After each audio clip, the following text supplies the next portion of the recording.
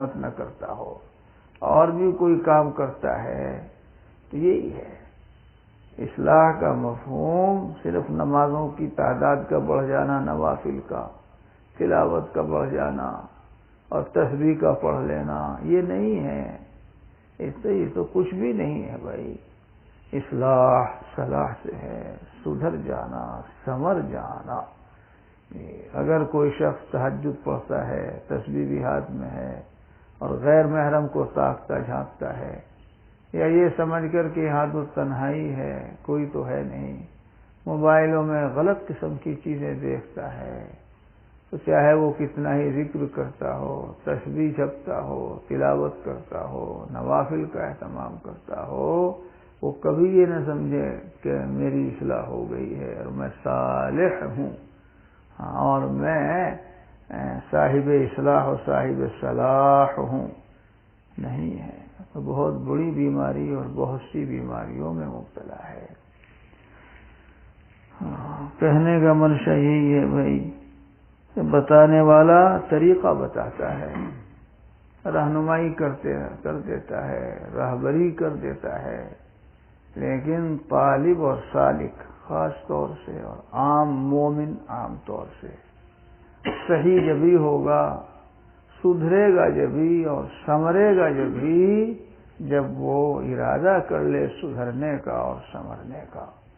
پختہ ارادہ، اور چاہے کتنا ہی نفس و شیطان ورغلائیں، اندر سے نفس ورغلائے، باہر سے شیطان اس کو تصرف کرے اور ہمیں گویا ایسا کام کرنے کی طرف آمادہ کریں، ایسا کام کرنے پر آمادہ کریں کہ جو گناہ ہے، اللہ کے قانون کے خلاف ہے، اللہ کی مرضی کے خلاف ہے، اور کسی حال میں ہم ان کی نہ سنیں۔ جس نے سمجھ لیا کہ ہر گناہ کی بنیاد یہ نفس و شیطان ہے، گناہ پر آمادہ کرنے والی چیز یہی نفس و شیطان ہے، اور نفس بھی دشمن ہے اور شیطان تو ہے ہی بڑا دشمن، اور دشمن کی تو کوئی اچھی بات بھی نہیں سنتا، اچھا مشورہ بھی نہیں سنتا، چونک جاتا ہے، ٹھٹک جاتا ہے اور چوکنا ہو جاتا ہے کہ ضرور اس میں کچھ گڑبڑ ہوگی۔ شیطان نے تو پہلے ہی کہہ رکھا ہے، اور شیطان کو بھی شیطان اس کے نفس نے بنایا۔ اسی لیے حضرت اقدسانی قدس روح کا ارشاد ہے کہ نفس مکار شیطان سے بھی بڑھتر ہے، شیطان کو شیطان بھی اس کے نفس ہی نے بنایا تھا، اس سے پہلے کوئی اور شیطان نہیں تھا۔ اور ایک جگہ ارشاد فرمایا کہ نفس تو شیطان تو کمبختی کا مارا یوں ہی بدنام ہے، ورنہ ہم جیسوں کو گمراہ کرنے کے لیے تو ہمارا نفس ہی کافی ہے۔ نفس اس لیے صرف تعلق قائم کر لینے سے اور بھائی کاپی لکھ دینے سے اور پرچہ دے دینے سے نہیں، اس سے نہیں ہوگی اصلاح۔ یہ تو ضروری ہے اطلاع حال، لیکن ہوگی جب ہم ہمت کر لیں گے۔ اسی لیے میں کہا کرتا ہوں کہ کوئی شیخ اور مرشد کسی کی اصلاح نہیں کرتا،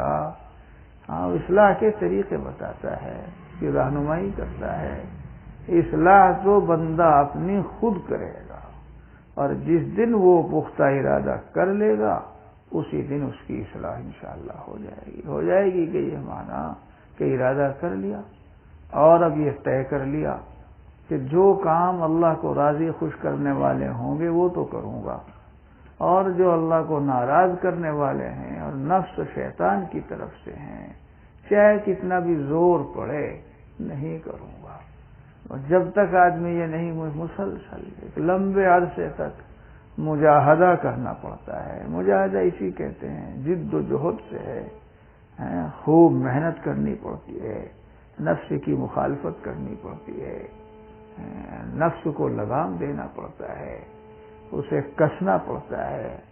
اور نفس کی ان خواہشات پر بند باندھنا پڑتا ہے کہ جن خواہشات کا پورا کرنا یہ اللہ کو ناراض کرنے والا عمل ہے، گناہ ہے۔ ایسی خواہشات کو بندہ جب بار بار دبائے گا اور ان کی تکمیل نہیں کرے گا تو آہستہ آہستہ آہستہ پھر قلب کے اندر قوت پیدا ہونے لگتی ہے، اور اللہ تعالیٰ دیکھ لیتے ہیں میرے بندے میں طلب ہے، چلنا چاہ رہا ہے، وہ کمزور ہے، لڑکھڑا رہا ہے، ہمت کر رہا ہے۔ تو بزرگوں نے فرمایا کہ اللہ تعالیٰ تو گویا یوں فرماتے ہیں، حضرت اقدس تھانوی قدس الروح کا ارشاد ہے کہ پہلے خود چلو، اپنی جگہ سے سرکو، ہمت کرو، روایت بالمعنی کے طور پر بیان کر رہا ہوں۔ پھر اگر تم لڑکھڑاؤ گے بھی اور گرو گے تو اللہ تبارک و تعالیٰ اس طرح گود میں اٹھا لیں گے جیسے چھوٹا بچہ ماں باپ کی طرف کو بڑھنا چاہتا ہے، لڑکھڑاتا ہے، وہ گر جاتا ہے، اور پھر ماں اور باپ اپنی محبت و عنایت و شفقت کے جذبے سے سرشار ہو کر اسے خود گود میں اٹھا لیتے ہیں۔ لیکن فرمایا حضرت نے مگر افسوس ہم تو اپنی جگہ سے سرکتے ہی نہیں، آگے کو بڑھتے ہی نہیں، چلتے ہی نہیں، جو شخص جہاں کھڑا ہوا ہے وہیں کھڑا ہوا ہے۔ تو خالی بات سن لینے سے اصلاح نہیں ہوگی میرے عزیزو، اصلاح جبھی ہوگی جب کچھ ہمت سے کام لوگے، کہ جب گناہ کا تقاضا ہو، سمجھ لو یہ نفس اور شیطان دشمن یہ آمادہ کر رہے گا، نہیں کریں گے، نہیں کریں گے، زور تو پڑے گا، شروع میں زور زیادہ پڑے گا، جب ہم ان کی مخالفت کرنے لگ جائیں گے قلب کے اندر قوت پیدا ہونے لگے گی، اللہ تعالیٰ کی نصرت اور مدد انشاءاللہ شامل حال ہوگی۔ تو پھر ہمارے حضرت جلال آبادی مولانا نصیر اللہ خان صاحب نے واللہ مرکزہ لکھ دیا کرتے تھے، اولا مجاہدہ وبعدہ مشاہدہ۔ مجاہدہ اور مشاہدہ نے مشاہدہ رحمت باری تعالی، مشاہدہ عنایت باری تعالی۔ جن گناہوں کا چھوڑنا آدمی کو ایسا لگتا ہے کہ ناممکن ہے، محال ہے، دیکھے گا کہ اب ایسا ہو گیا کہ ان کا کرنا دشوار، ان کے قریب پھٹکنا دشوار، تقذر ہونے لگتا ہے۔ تقذر جیسے غلاظت کے تصور سے ہی آدمی کو تقذر ہوتا ہے اور طبیعت ابا کرتی ہے اور گھن آتا ہے اس کے نام سے ہی، اس کے سامنے سے گزرنے سے کیسے آدمی کو گھن آتا ہے، اسی طرح گناہ سے تقذر ہونے لگے گا، تنفر ہونے لگے گا، بعد اور دوری ہونے لگے گی، پہلے شرعی پھر عقلی اور پھر طبعی، یعنی طبیعت آدمی کی ایسی سدھ جائے گی کہ وہ اپنے کو ایسا محسوس کرے گا کہ گناہ سے اسے نفرت ہو رہی ہے، غیبت سے، جھوٹ سے، اور اسی طرح سے بدنگاہی سے، بدگمانی سے۔ بعض مرتبہ بھاگے گا اس جگہ سے جہاں کوئی کسی کی غیبت کرنے لگے گا، بھائی ہم جانا چاہتے ہیں۔ یہ چیز ایک دم نہیں پیدا ہوتی، پیدا ہوتی ہے جب آدمی اپنے کو ایک لمبے عرصے تک اس کا عادی بناتا ہے۔ عادی تو بنائے گا بتکلف، تکلف ہوگا اور تکلیف بھی ہوگی شروع میں، محنت و مشقت تو جھیلنی پڑے گی۔ رہے عشق میں ہے تگو دو ضروری کہ یوں تاب منزل رسائی نہ ہوگی، پہنچنے میں حد درجہ ہوگی مشقت تو راحت بھی کیا انتہائی نہ ہوگی۔ اللہ تعالیٰ سے عشق و محبت،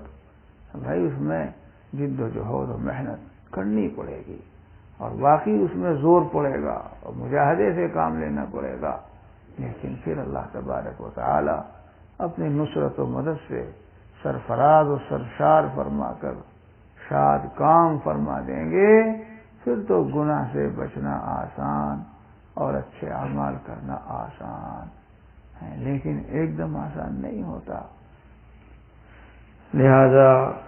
اس طرح سے طالبین اور سالکین کو اپنی اصلاح کا سفر کرنا چاہیے، جاری رکھنا چاہیے، تو انشاءاللہ پھر منزل قریب ہے۔ کبھی مایوس نہیں ہونا چاہیے، حوصلہ نہیں